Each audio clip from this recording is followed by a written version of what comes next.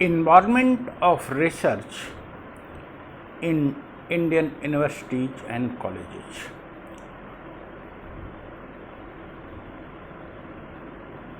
भारतीय विश्वविद्यालयों और कॉलेजों में अनुसंधान का वातावरण, इस दृष्टि से हम बहुत पीछे हैं, जिसका दुष्परिणाम है कि आज हम विभिन्न क्षेत्रों में innovative scientist, innovative literates, innovative social scientist, economist नहीं पैदा कर पा रहे। हमारा रिसर्च का जो वातावरण है, हमारा जो रिसर्च के फैसिलिटीज है छात्रों को, वो निहायत वीक और निहायत अवैज्ञानिक है। रिसर्च का मतलब ले लिया जाता है कट पेस्ट करके रिसर्च पूरा कर दूँ।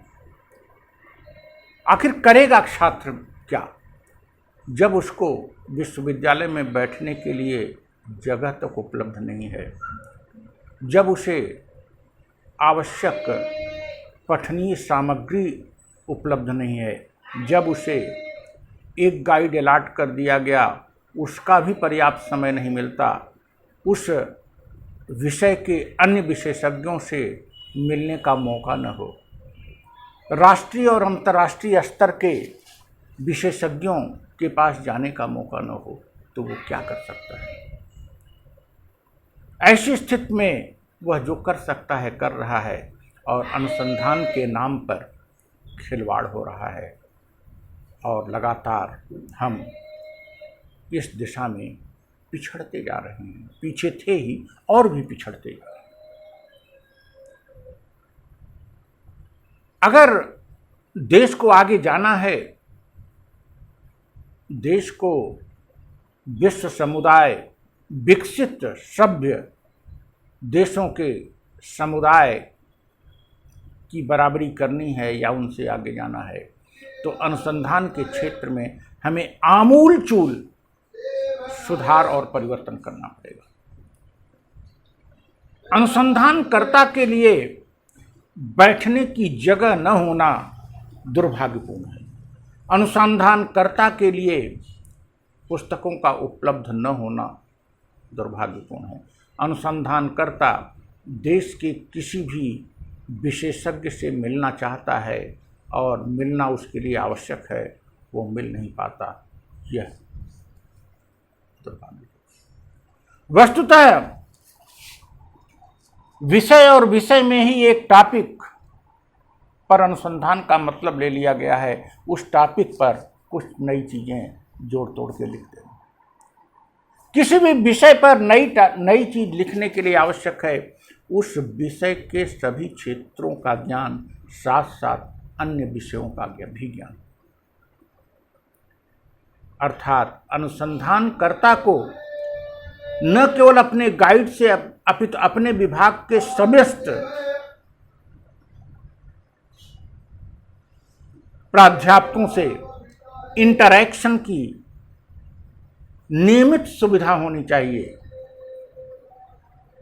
अर्थात प्रत्येक सप्ताह उस विभाग के प्रत्येक सभी प्राध्यापक सभी अनुसंधानकर्ताओं से इंटरैक्शन करें, उनसे पूछें, उनकी समस्या को सुनें, उनका निदान करें और डिबेट करें। और महीने में एक बार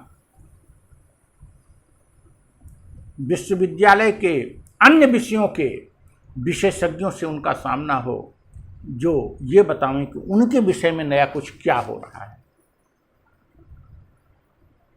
विज्ञान में, भौतिकी में क्या हो रहा है, रसायन में क्या हो रहा है, जीव विज्ञान में क्या हो रहा है, गणित में क्या हो रहा है। यह हर महीने सभी अनुसंधानकर्ताओं को अन्य विषयों से भिन्न होना पड़ेगा, इंटरडिसिप्लिनरी बनना पड़ेगा, तब अपने विषय में कुछ नई चीज़ ला पाएंगे। और अनुसंधान के 1 साल पूरा होने पर अन्य विश्वविद्यालय के उस विषय के विशेषज्ञों से उनकी मुलाकात होनी चाहिए। और 2 साल पूरा होने पर उस विषय के विश्व स्तरीय कोई विद्वान हैं तो उनके पास जाने की सुविधा होनी चाहिए। यह बात सोची ही नहीं जा रही है। अनुसंधानकर्ता को अगर यह सब चीज़ें उपलब्ध नहीं होंगी तो उस टॉपिक पर क्या लिखेगा वो? घुमा फिरा के केवल शब्दों का उलट पुलट करके वो कट पेस्ट करके डिग्री ले लेगा।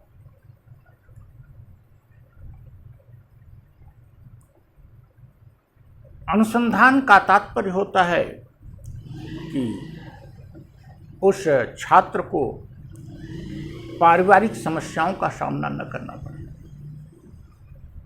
उस छात्र को कोई व्यक्तिगत दिक्कत है तो उसका निदान किया जाना चाहिए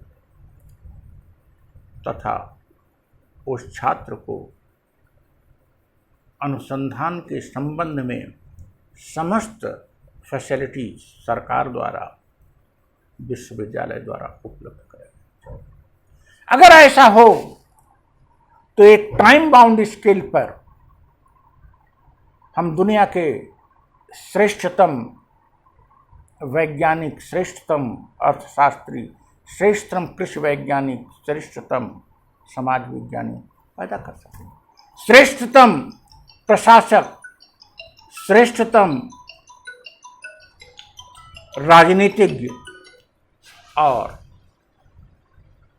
लगभग, या आप यूँ कह सकते हैं, सभी विषयों में श्रेष्ठ लोगों को पैदा कर सकें और महान लोगों की भूमि बनाकर हम भारत को विश्व गुरु की तरफ अग्रसर कर सकें। हम अनुसंधान करते नहीं, हमारे यहाँ अनुसंधान का वातावरण नहीं और हम इस गलतफहमी में रहते हैं हम सबसे श्रेष्ठ। जब पुरस्कार निकलता है तो खोजते हैं कि 10 साल बाद कौन चीज़ मिला, 15 साल बाद कौन चीज़ मिला, 20 साल बाद कौन पुरस्कार मिला। एक नवोन्वेषण हो गया, एक क्षेत्र में हम कुछ विशेषज्ञता हासिल कर लिए तो 10 साल हम इंतजार करते हैं। विश्व की 16-17% आबादी लेके हम क्या कर रहे हैं? और इन सब के मूल में है शिक्षा व्यवस्था में दोष, इनके मूल में है वैज्ञानिक सोच से दूर रहना, इनके मूल में है अभी भी सुपरस्टिशंस पर, अंधविश्वासों पर विश्वास करना, और इनके मूल में है रिसर्च के नाम पर खेल करना, क्योंकि रिसर्च के लिए समुचित वातावरण देने की इच्छा शक्ति और देने की योजना और देने की रणनीति हमारी सरकारों ने नहीं।